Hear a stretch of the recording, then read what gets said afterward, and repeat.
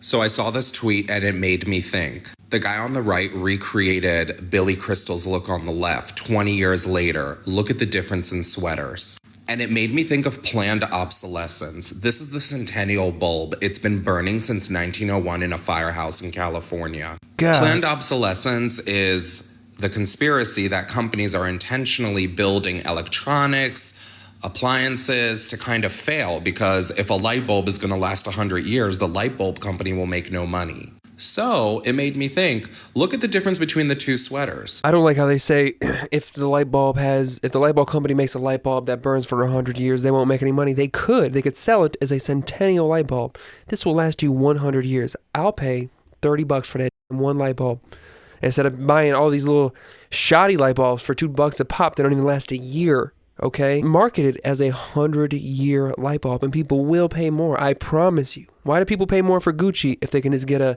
Gildan t-shirt? There's a reason, and there's a market for everyone. Do you think the same thing is happening in fashion and the material of clothing and Yes. the effort that is going into the construction of clothing? Yes. With the essential non-ending continuous cycle of fast fashion revolving, why is there a need to make quality clothing anymore? Do you think companies are making less quality clothes for the same or higher cost? I think perspective is important because you can look at it in exactly how this man said he saw it. But look, in another way I could look at this and say, when he recreated the fit, it was actually far more fitted to him. Look how it's hugging his arms instead of just bagging off of him. You could say that the remake was better because it's actually fitted and contoured to this man, okay? It doesn't make his torso look gigantic. It doesn't have a bunch of extra room. But Billy Crystal, he had a bunch of extra room. That was like a Biggie Coogee sweater, okay? He had a lot of extra baggage. It's not wrong, but what I'm telling you is this dude made this TikTok video just saying it's infinitely worse, but I'm not saying it is. It might actually be better. Yes, the materials may have went down. They might have some new blends instead of just cashmere like what Billy Crystal probably had on, but what I'm saying is, the look on the right is more fitted. It is what it is. It's not a conspiracy, it's a fact. The decline of quality in almost everything is staggering. Another comment says, I think of the fact that we thrift clothes from decades ago, but can't imagine a modern shirt lasting 10 years. How? How, Sway? How did it go down in quality? Another comment says, all you have to do is look at furniture. Old furniture is so well made. Now we're paying ridiculous amounts for things not even half the quality. I started realizing that maybe 10 to 15 years ago when I started shopping at IKEA. It's a cool company. They're able to store so much material in such a little place, but you cannot tell me that everything from IKEA is built of the same level as something from like Gardner White, let's say. Those are like really solid couches and stuff. It's like heavy woods and everything is so sturdy, but it costs so much money. That's the downside of it. That's why I go to IKEA, because I can get things for cheap.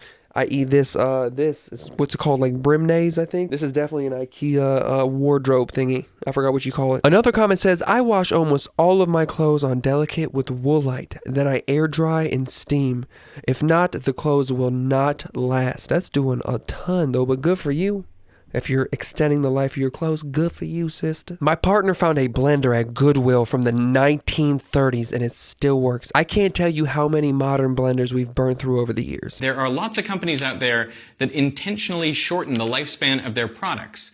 It's a tactic known now as planned obsolescence. This was actually the subject of Casey Neistat's first viral video. I have an iPod that I bought about 18 months ago and the battery is dead on it. 18 months, okay, it's past its year, which basically means for there'll be a charge of $255 plus a mailing fee to send it to us to refurb it, to correct it. Oh my But at that God. price, you might as well go get a new one. Oh my God. This video got millions of views in a time before YouTube or social media, and it spawned a class action lawsuit, which Apple settled out of court. But it didn't stop the company from... I did not know that about Casey Neistat. I've been watching Casey Neistat for years now. I love him. He made great YouTube videos. I had no idea that he came up off of a Apple class action lawsuit. I had no idea. This, though, is what made me think of the whole video, okay? This whole YouTube video. In, let's say, like 2017 to like 2020 era, every time they would drop a new iPhone, it would be during when school started back up in the fall, they would drop a new iPhone and my old iPhone would immediately start going slower. I'm talking the day of release, they would make my old iPhone start moving slower. Anymore, I haven't noticed it as much in the past few years. When they drop a new iPhone, they actually kind of keep the old ones working properly, but I'm pretty sure they admitted that they were making things harder on your old iPhone when they dropped the new ones, and they were calling it like data throttling or something, and their explanation was that they were trying to save old batteries. Bullshit. You were just trying to push people to buy new phones. Alright, if you made it this far into the video, I just want to ask real quick if you would go ahead and subscribe, okay? I do 2 of these videos a week at the bare minimum, okay? Subscribe. There's some more socio-economic videos on the way. Okay, now back to the video. Planned obsolescence. After an iOS update in 2017, users of older iPhones found apps loading significantly slower or the device shutting down altogether. Apple said they throttled performance to protect the battery of older devices and increase their longevity. Of course, that wouldn't be an issue if the battery were replaceable. Yep. In a series of lawsuits that concluded in 2020, I remember the last time that I had this issue happen with one of my phones, it got to the point where I physically couldn't text anybody. I would type THE, I would type the, and it would write out cat. Like, it literally was that far gone just from them dropping a new iPhone. They forced me to buy a newer iPhone. I still didn't buy the newest year, but I did update like 3 years newer or something like that. But me, I've always gone to the used market for my phones. This phone that I'm shooting this video with, I'm controlling the camera with this phone. It's iPhone 13, and I just recently got it. I get eBay used phones because they're cheap, and then when I break them, I'm not so hurt. I'm not like, damn, I'm still paying on that phone. This thing been paid off. reached settlements to pay hundreds of millions of dollars. Undoubtedly, this amount pales in comparison to the extra revenue they generate by limiting the lifespan of their products. Yeah, that's crazy. It's crazy. That's some evil stuff, too, and it's just like, I understand where they're coming from. They want people to buy the new phone, but making your old products work worse over time is just going to make me go buy Android. Literally, if this were to be an issue still to this day, I bet I would not still be an iPhone user. I would have switched to Android, because shouldn't nobody be forced to buy a new one because y'all made a new one? Look at Toyota. Why do you think they have such a good reputation? Because people buy their old junky cars and they ride them for 10 more years. But I am kind of curious, like, when did the labor costs on fixing cars go through the roof? Well, hey there, local mechanic here, and I'm actually owner-operator, and I'll tell you exactly why. Well, howdy, sister. Mechanic repairs became so expensive, and why labor rates are so expensive, and why they charge you to look at your car. For one, cars are extremely more complicated than they were 30, 20 years ago, 10 years ago. They get more complicated every freaking year. Think about all the lane adaptive assist controls, all the electronics that they put them in them. They're using CAN bus systems, which are run off Ethernet now. You got to stay educated, more than a doctor almost, to fix these cars. Not only that, let me show you why the labor costs are so expensive on a particular Jeep I'm working on. Let me show you. So this one had a radiator bad. However, the book gives 3 hours for it. I'm like 2 hours into it, and the way that the manufacturer designed the AC line, if you can see here, they put a groove this way and this way. So the only way that radiator's coming out is if I have to pull the refrigerant. Now, the refrigerant on this vehicle is the new 1234YF, which means it's buku expensive. So add a service to it, add this to it, add that to it. Not only, it's what's called planned obsolescence. When you have plastic parts you put on your vehicle, it's going to fail. Your newer vehicles are going to fail. It's cheaper to, labor-wise, fix older vehicles which are much better designed, because This man got a gash deep as hell on his something. You want to ask him why the hell he charged so much? Because he got to do shit that you would never, ever try to do in your life. That is why they charge so much. Are you finna lift your car up and start pulling shit apart? No. Are you gonna bang your thumbs deep as hell trying to loosen bolts and nuts and shit? No. Pay that man. Pay that man. Yeah, but you think teachers should get $1 billion for doing what they do? No. Also, this motherfucker keep you driving to work. This motherfucker keep teachers getting to work. Okay, stop trying to undercut somebody from what they do. it's cheaper to, labor-wise, fix older vehicles which are much better designed, because these newer vehicles are designed in a manner to where they want you to spend as much money as possible regardless of the situation. So This is not gonna, get any better unless we do something about it. First comment says, bro, just show her the toolbox. You know how many snap-on tools you got that you still paying on? Show her the toolbox. Oh my god, one of the comments says, a doctor only has to learn one make with 2 models, and the components are always in the same place every model year. That's foolish. That's foolish. That's true, though. A mechanic has to stay on his toes because cars are ever changing. Medicine's evolving, but people are still the same. It's still human anatomy. I know nowadays, you got a lot of men saying, call me a woman, and a lot of women saying, call me a man, but the anatomy rings the same. It rings true. Okay? Break it down and you can tell exactly what you are, my friend. Can someone at Caraway please explain? I have a full set of Caraway pans, and this is what they look like a year and a half later. BIFL, or Buy It for Life, asterisk, or at least for as long as possible before replacing it. This is a concept and philosophy I came across some years ago and have started implementing wherever I can.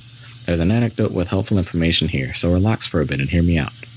In 2020, when my retail job furloughed me and I was sitting at home all day instead of running around a store trying desperately to sell a credit card to people who only wanted to spend $400 on a laptop to get them through a couple of years because the man wanted their bonus from Chase Bank, I wanted to learn to cook. I didn't just want to learn to cook, though. I wanted to get into the weeds with the infamous cast iron. It heats better than anything else, lasts forever, and has a cool rustic look to it, everyone says. I quickly found that it wasn't quite as simple as with Teflon, where you can just throw ingredients into a pan no matter how the temperature and expect decent to good results by the end of it. No. Cast iron and its distant cousin carbon steel require a pretty good understanding of your stove. Now, I'm a big cast iron guy myself. I've never had none of this carbon steel that he's speaking of, but cast iron rules, and he's right. It do take a lot more finesse to cook things right. It will cook great, but not just easily like a non-stick pan will. He's right. You can just toss things into a non-stick at pretty much any temperature and expect relatively decent results. You really got to know when to add things to cast iron. You can't have it too hot. You can't have it too cold. You gotta learn with the pan. And how you control heat on it. You don't need to be a neurosurgeon for it, but it calls for more thought and mindfulness than nonstick coatings need. As throwing ingredients into a cold cast iron pan will surely bind hard to clean food gunk to the cooking surface. I put it down for a while after that, deciding to go back to nonstick pans as to not deal with the hassle. I went to stores looking for the highest quality nonstick pans that I could find, searched online lists looking at direct-to-consumer brands not unlike the Caraway set from The Stitch, and decided that paying hundreds of dollars for cookware that, no matter how it's used, will need replaced after a couple of years is pretty stupid. Why spend so much on things that need to be replaced so often? Why are people spending so much money on things that need to be replaced so quickly after they arrive at their home? And that's when it clicked for me. People cook on cast iron and stainless steel all the time with no issue. What do they have that I don't?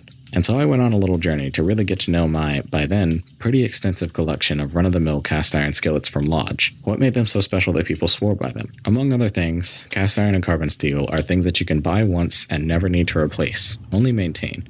And if that turns you off, just know that absolutely anything in this world meant to be used by living creatures also needs to be maintained. These pans are no different. Nonstick cookware has an expiration date on it from the moment it hits a stove or an oven. Health concerns aside, a material that degrades over time and gets worse and worse to use is not something that is buy it for life. There are cast iron items from 100 years ago still floating around and being used today because the material hasn't degraded and it cooks just as good as it did 100 years ago. In our current age of mindless and superfluous consumerism, it's in your best interest and the cookware company's worst interest for you to know at least a little bit about what you're spending your hard-earned dollar on. These 2 pans I'm cooking on are made of carbon steel, one from IKEA and one from our random Marshalls in NYC. Costing $25 to $40, the buy it for life mindset is fairly accessible for those that know, especially when Caraway and other nonstick cookware companies get away with selling you worse cookware for far more money. Of course, this lifestyle extends far beyond cookware. From desks to desk chairs, to portable insulated water vessels, to joysticks and controllers that will probably never drift. There are so many items that you can and should get to know so that you participate less in the disposable yet expensive economy that we unfortunately have to live in. This is all to say, you should be striving to buy things for life. Again, health concerns aside, nonstick coatings suck to cook on and suck to have to baby. Not to mention that most people aren't even using them properly and they lack versatility. Good products that last a long time are still out there. You just need to look beyond marketing buzz and flashy web pages to find the goodies now. And don't even get me started on how easy it is to start making your own coffee these days. Now, that video, honestly, throughout the whole thing, I got so into Lodge and cast iron at one time that just watching that made me want to, I was thinking, What is carbon steel? I'm not really hip on that. I kind of want to go buy a carbon steel pan now, but you know what? Them eggs look so funky that he put together out of there that I'm not finna buy no carbon steel. Why was them eggs colored like that? Did he season them when they was still wet? Them eggs was way too far down on the grayscale. First comment says, I have a handmade cast iron pot that my great-grandmother salvaged from a crashed ship in the late 1800s, no lie.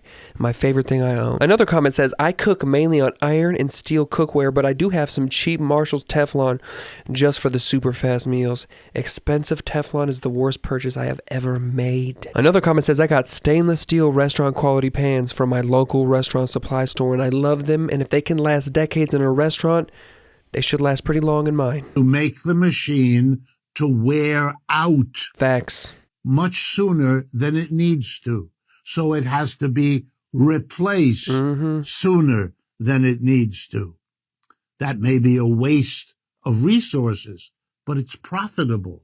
The company that can get you to buy more because what it sold you didn't last as long as it might have is the successful profiteering company. Pretty soon, other companies who might have tried to produce the longer lasting machine discover that they can't compete. The company with planned obsolescence also has a little something new each time. Instead of a white refrigerator, how about one that's an avocado color? Ooh. Or a stainless steel one? Ooh. Or one that has a built-in radio? You get the built-in picture? radio. You produce in order to sell. That's the capitalist way. You don't produce so it lasts forever. That is not the way the system works. That's why we have fashion.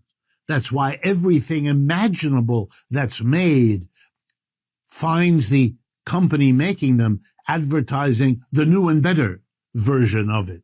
Maybe better, maybe new. The point is, sell more. First comment says, example, all those fancy, overly expensive Yukons and Suburbans. Yeah, those cars be $100,000 and they drop a new one every year with one new feature. And I'm not gonna hold you up. I like them. People moving in those all black Suburbans, it looks militant. I like it. And you know what?